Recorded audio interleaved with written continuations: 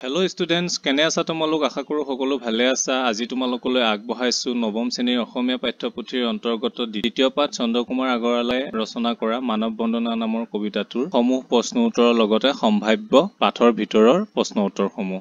আহা আমি পাঠটোৰ প্ৰশ্ন উত্তৰ শিতানলৈ আগবাঢ়ো। পাঠভিত্তিক প্ৰশ্ন উত্তৰ ১. চমু উত্তৰ লিখা। ক. মানুহেই পৰাৎপৰ বোলা কথাষাৰৰ অৰ্থ কি? উত্তৰ: পৰাৎপৰ শব্দৰ অভিধানিক অৰ্থ হৈছে শ্ৰেষ্ঠতকৈও শ্ৰেষ্ঠ আৰু পৰম সত্য।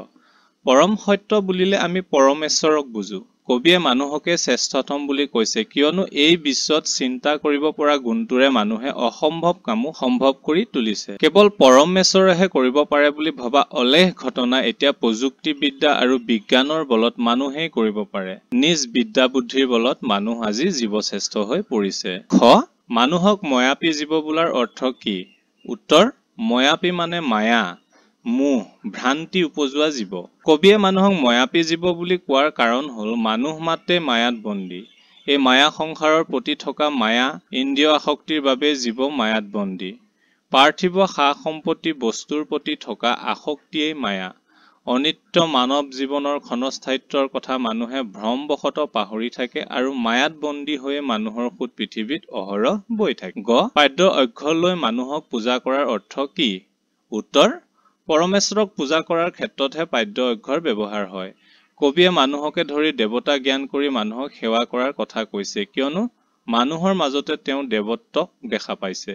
মানুহৰ মাজতে তেওঁ সেই শক্তি নিহিত হৈ থকা দেখা পাইছে যি শক্তিৰে পৃথিৱীক স্বৰ্গলৈ ৰূপান্তৰ কৰিব পাৰিব। সেয়ে চকুৰে নেদেখা কাৰোবাক নহয় বৰং জীৱশ্ৰেষ্ঠ মানুহকহে কবিয়ে ভৰি ধুৱাই নানা উপকৰণেৰে পূজা কৰিবলৈ কৈছে। প্ৰিয় ছাত্ৰ ছাত্ৰীসকল, ভিডিঅ'টো ইমানলৈকে চাইছা যদি তোমালোকে চেনেলটো ছাবস্ক্ৰাইব কৰিবা, লাইক কৰিবা, কমেণ্ট কৰিবা আৰু লগৰ সকলোলৈকে ভিডিঅ'টো শ্বেয়াৰ কৰিবা। কাৰণ তোমালোকে জানা আমি তোমালোকৰ কাৰণে সম্পূৰ্ণ ফ্ৰীত এই প্ৰশ্ন উত্তৰসমূহ আগবঢ়াই আছো। কিন্তু আমি ভিডিঅ' বনাবলৈ তেতিয়াহে উৎসাহী হওঁ যেতিয়া ভিডিঅ'বোৰ তোমালোকে চোৱা, লাইক কৰা আৰু চেনেলটো ছাবস্ক্ৰাইব কৰা। তেতিয়া গম পাওঁ তোমালোকে প্ৰশ্ন উত্তৰখিনিৰ পৰা কিবা উপকৃত হ'ব পাৰিছা। সেইকাৰণে পাৰিলে তোমালোকে চেনেলটো ছাবস্ক্ৰাইব কৰিবা আৰু লগৰ সকলোলৈকে শ্বেয়াৰ কৰিবা। প্ৰশ্ন নং ২. মানৱ বন্দনা কবিতাটিৰ সাৰাংশ তোমাৰ নিজৰ কথাৰে বিৱৰি লিখা। উত্তৰ: মানৱতাবাদী কবি চন্দ্ৰকুমাৰ আগৰৱালাই মানুহৰ প্ৰতি গভীৰ আস্থাশীল হৈ মানুহৰ বন্দনা কৰিছে। মানুহ পৃথিৱীত বাস কৰে। পৃথিৱীক মৰত বা মৃত্যুলোক বুলি ক'লেও কিন্তু পৃথিৱীলৈ অহৰহ বৈ আছে মানুহৰ সুত। যুগ যুগ ধৰি পৃথিৱীত মানুহে জনম লৈ আছে। এনে মানৱী জনমৰ সাৰ্থকতা নিৰ্ধাৰণ কৰে মানুহৰ কৰ্মই। সেয়ে মানৱ কল্যাণৰ অৰ্থে তেনে কৰ্ম হোৱা উচিত। কবিৰ মতে বিশ্বত মানুহেই শ্ৰেষ্ঠ, আনকি মানুহক তেওঁ শ্ৰেষ্ঠ দেৱতাৰ স্থান দিছে। দেৱতাৰ আৱাসস্থল স্বৰ্গ, কিন্তু মানুহ মৰ্ত্যবাসী। স্বৰ্গ আৰু দেৱতা উভয়ে মানুহৰ কল্পনাপ্ৰসূত, কিন্তু মানৱ সমাজ বাস্তৱ। মানুহৰ সুখ দুখ মৰম বেথাৰ বিনিময় হয় মৰ্ত্যৰ পৃথিৱীত। স্বৰ্গ সকলো সুখৰ আকৰ আৰু সেই সুখ দেৱতাসকলে ভোগ কৰে বুলি কোৱা হয় যদিও বাস্তৱ শূন্য সেই কথা মানুহৰ বাবে অৰ্থহীন। মানুহৰ সকলো সুখ শান্তি মৰততে বিৰাজমান। মানুহৰ মাজত কবিয়ে দেৱত্ব বিচাৰি পাইছে। সুখ দুখৰ মাজেৰেই মানুহে পৃথিৱীখন স্বৰ্গলৈ ৰূপান্তৰ কৰিব পাৰে। এনে শক্তি আৰু মহত্ব মানুহতে নিহিত আছে বুলি কবিয়ে বিশ্বাস কৰি মানুহৰ জয়গান গাইছে। কুৱেশ্যন 3. এই যে পৃথিৱী স্বৰ্গটো অধিক মানুহৰ নিজাপি ঘৰ কথাষাৰৰ অৰ্থ বুজাই লিখা। উত্তৰ: ভাৰতীয় দৰ্শন অনুসৰি স্বৰ্গ হৈছে সুখৰ ঠাই য'ত দেৱতাসকলে বাস কৰে। ভাল কাম কৰিলেহে কেৱল মানুহ স্বৰ্গলৈ যাব পাৰে, অৰ্থাৎ সুখ ভোগ কৰিব পাৰে। পৃথিৱীত মানুহে দুখ ভোগ কৰি থাকে, সেয়ে স্বৰ্গ তেওঁলোকৰ বাঞ্ছিত পুৰী। কবিয়ে পৃথিৱীতে স্বৰ্গসুখ পাব পাৰি বুলি কৈছে কিয়নো মানুহৰ মাজতে তেওঁ দেৱত্ব দেখিছে। মানুহৰ মাজতে এনে শক্তি আছে যাৰ দ্বাৰা তেওঁলোকে পৃথিৱীখনকে স্বৰ্গ কৰি গঢ়ি তুলিব পাৰে। তাৰ বাবে প্ৰয়োজন কেৱল মানৱীয় আবেগ অনুভূতিৰ। মানুহে পৰস্পৰে পৰস্পৰক সন্মান কৰিব জানিলেই মিলা প্ৰীতিৰে পৃথিৱীতেই পাব পাৰে স্বৰ্গসুখ। প্ৰশ্নোদ্ধৃত কথাষাৰিত এনে অৰ্থই ফুটি উঠিছে। 4 নম্বৰ তাৎপৰ্য ব্যাখ্যা কৰা। ক. মানৱী জনম দিয়া উটুৱাই মানৱী কৰম সুতে, মানুহৰ মৰম বুজিবা মানুহে ধৰম যে মৰমতে। উত্তৰ: পৃথিৱী ঘাইকৈ মানুহৰ বাসস্থান। মানৱী জনমৰ সাৰ্থকতা কৰ্মৰ মাজেৰে প্ৰকাশ পায়। মানুহৰ কৰ্মই নিৰ্ধাৰণ কৰে তেওঁৰ জীৱনৰ স্থায়িত্ব তথা ফল। ভাল কামে মানুহক দিয়ে স্বৰ্গসুখ। কবিয়ে মানুহক সেই কৰ্মত বৰ্তি হ'ব কৈছে। সেই কৰ্ম এনে হোৱা উচিত যি মানুহৰ কল্যাণ সাধন কৰে। মৰমেই মানুহৰ ধৰ্ম হোৱা উচিত বুলিও কবিয়ে কৈছে। অৰ্থাৎ প্ৰত্যেক মানুহে পৰস্পৰক মৰম কৰা উচিত। মানুহে নিজৰ আদৰ বুজিলেহে পৃথিৱী সুন্দৰ হ'ব। কথাফাঁকিৰ মাজেৰে কবিয়ে মানৱতাবাদৰ জয়গান গাইছে। খ মানুহেই দেৱ মানুহেই সেও মানুহ বিনে নাই কেও কৰা কৰা পূজা পাদ্য অৰ্ঘ্য লৈ জয় জয় মানৱ দেৱ। উত্তৰ মানুহ জীৱশ্ৰেষ্ঠ। মানুহৰ মাজতে দেৱত্ব নিহিত হৈ আছে। শ্ৰেষ্ঠতম বুলি স্বীকাৰ কৰি যি দেৱতাক আমি সেৱা কৰোঁ সেই দেৱতাৰ শক্তি কবিয়ে মানুহৰ মাজতে প্ৰত্যক্ষ কৰিছে। সেয়ে তেওঁৰ মতে মানুহেই সেৱাৰ যোগ্য। নিজৰ শক্তিৰে পৃথিৱীতে স্বৰ্গ গঢ়ি তুলিব পৰা মানৱৰ জয়গান গাবলৈ কবিয়ে সকলোকে আহ্বান জনাইছে। কেৱল সেৱাই নহয়, পৃথিৱীক স্বৰ্গলৈ ৰূপান্তৰ কৰিব পৰা শক্তিৰ অধিকাৰী মানৱৰ ভৰি ধুৱাই নানা উপকৰণেৰে পূজা কৰিবলৈও কবিয়ে দিহা দিছে।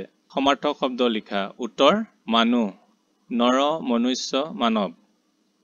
সংগ, লগ, সাহচৰ্য, সহযোগ।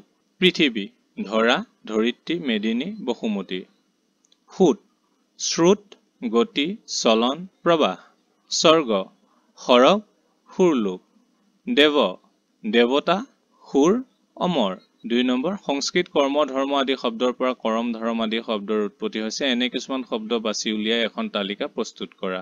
উত্তৰ কৰম, মৰম, চৰম, বৰণ, পুৰণ, দুৰাণ, বৰষা। অতিৰিক্ত প্ৰশ্ন উত্তৰ। এই প্ৰশ্ন উত্তৰখিনি আমি তোমালোকৰ পাঠৰ মাজৰ পৰা বাছি বনাইছো। সেইকাৰণে এইখিনি লিখি ল'বা, পৰীক্ষাত অহাৰ খুবেই সম্ভাৱনা আছে। অতি চমু প্ৰশ্ন উত্তৰ ১ কবিয়ে কাক ময়াপী জীৱ বুলি কৈছে? উত্তৰ কবিয়ে মানুহক ময়াপী জীৱ বুলি কৈছে। ২ কবিয়ে কলৈ মানুহ আহিছে গৈছে বুলি কৈছে? উত্তৰ কবিয়ে মৰতলৈ অৰ্থাৎ পৃথিৱীলৈ মানুহ আহিছে গৈছে বুলি কৈছে।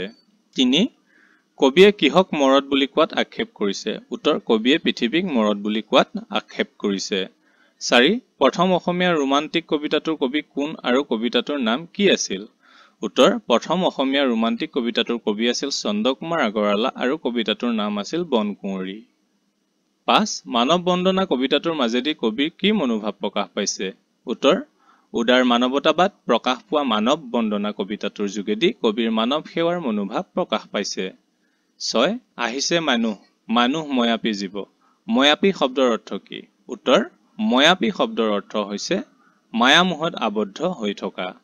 ৭ নং মানৱী জনমক কবিয়ে কিহৰ সৈতে উটুৱাই দিবলৈ কৈছে? উত্তৰ মানৱী জনমক কবিয়ে মানৱ কৰ্মৰ সোঁতত উটুৱাই দিবলৈ কৈছে। ৮ নম্বৰ কবিয়ে কাক পৰাৎপৰ অৰ্থাৎ শ্ৰেষ্ঠতকৈও শ্ৰেষ্ঠ বুলি কৈছে? উত্তৰ কবিয়ে মানুহক পৰাৎপৰ বুলি কৈছে। ৯ মানুহৰ নিজাপী ঘৰ। কিহক মানুহৰ সম্পূৰ্ণ নিজাপী ঘৰ বুলি কোৱা হৈছে? উত্তৰ পৃথিৱীক মানুহৰ নিজাপী ঘৰ অৰ্থাৎ সম্পূৰ্ণ নিজৰ ঘৰ বুলি কোৱা হৈছে। ১০ নম্বৰ কবিয়ে কিহক স্বৰ্গতকৈও শ্ৰেষ্ঠ বুলি উল্লেখ কৰিছে? উত্তৰ পৃথিৱীক কবিয়ে স্বৰ্গতকৈও শ্ৰেষ্ঠ বুলি উল্লেখ কৰিছে। ১১ নম্বৰ পাদ্য অৰ্ঘ্য লৈ কবিয়ে কাক কাৰ পূজা কৰিবলৈ কৈছে?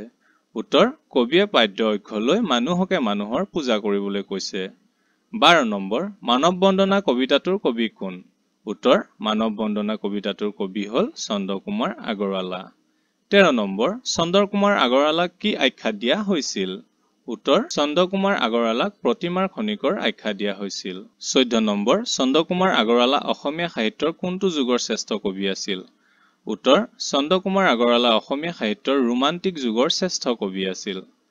১৫ নং চন্দ্ৰকুমাৰ আগৰৱালাৰ কবিতা পুথি কেইখনৰ নাম লিখা?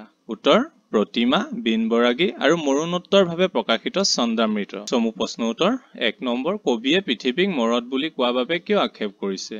উত্তৰ কবিয়ে পৃথিৱীক মৰত অৰ্থাৎ মৃত্যুলোক বুলি কোৱা বাবে আক্ষেপ কৰাৰ কাৰণ হৈছে যে পৃথিৱীলৈ অহৰহভাৱে দিনৌ মানুহৰ সোঁত বৈ আছে। এচাম মানুহৰ মৃত্যু হলে আৰু এচাম নতুন মানুহৰ জন্ম হৈয়ে আছে। পৃথিৱী কেতিয়াও জনশূন্য হৈ পৰা নাই। সেয়ে কবিয়ে ইয়াক মৰত বা মৃত্যুলোক বুলি কোৱাৰ যুক্তি দেখা নাই। প্ৰশ্ন ২ কবিয়ে কিয় মৰতত মানুহ সোঁতৰ অন্ত নাই বুলি কৈছে? উত্তৰ পৃথিৱীত প্ৰতিদিনে যেনেদৰে এচাম মানুহৰ মৃত্যু হৈছে এচাম নতুন মানুহৰ জন্ম হৈছে। মৃত্যুৰ পিছত আনকি মোহ মায়াত আবদ্ধ ময়াপী জীৱ অৰ্থাৎ মানুহে পুনৰাই নতুন ৰূপত পৃথিৱীলৈ আহে। এনেদৰে অনন্তকাল ধৰি পৃথিৱীৰ পৰা মানুহ গৈছে আহিছে আৰু আগলৈ অহা যোৱা কৰিয়ে থাকিব। সেয়েহে কবিয়ে মৰতত মানুহ সোঁতৰ অন্ত নাই বুলি কৈছে। প্ৰশ্ন ৩ মানৱী জনম দিয়া উটুৱাই মানৱী কৰম সোঁতে। কবিয়ে কিয় মানৱী জনমক মানৱী কৰম সোঁতত উটুৱাই দিবলৈ কৈছে? উত্তৰ এই পৃথিৱীত কেৱল মানুহেই মানুহৰ লগ সংগী হ'ব পাৰে। পৃথিৱীত মানুহতকৈ শ্ৰেষ্ঠ আৰু সত্য একো নাই। সেয়েহে কবিয়ে মানুহক মানুহৰ সেৱা শুশ্ৰূষা কৰি মানুহৰ সুখ দুখৰ সমভাগী হৈ মানুহৰ হিত সাধন হোৱা কৰ্মত নিযুক্ত হৈ মানৱী জনমক মানৱী কৰ্মসূত্ৰত উটুৱাই দিবলৈ কৈছে। প্ৰশ্ন নং 4 মানুহে দেও মানুহে সেও মানুহ বিনে নাই কেও কবিয়ে কিয় এনেদৰে কৈছে? উত্তৰ আমি যিবোৰ দেৱ দেৱীক পূজা কৰো বাস্তৱত তেওঁলোকক আমি কোনেও দেখা নাই। তেওঁলোক সম্পূৰ্ণ কাল্পনিক। এই পৃথিৱীত দেৱ দেৱীয়ে নহয় কেৱল মানুহে মানুহৰ প্ৰকৃত লগ সংগী হ'ব পাৰে। মানুহে আমাৰ সুখ দুখৰ সমভাগী হ'ব পাৰে তথা বিপদত সহায় কৰিব পাৰে। সেয়েহে কবিয়ে মানুহে দেও মানুহে সেও মানুহ বিনে নাই কেও বুলি কৈছে। প্ৰিয় ছাত্ৰ ছাত্ৰীসকল, মানৱ বন্দনা পাঠটিৰ সমূহ প্ৰশ্ন উত্তৰ ইমানতে সমাপ্ত হৈছে। অন্য পাঠৰ প্ৰশ্ন উত্তৰৰ বাবে আমাৰ চেনেলত গৈ প্লেলিষ্ট চেক কৰিবা। তাত সমূহ অধ্যায়ৰ প্ৰশ্ন উত্তৰ দিয়া আছে, চাই ল'ব পাৰিবা। আজিলৈ এৰিছো, ধন্যবাদ।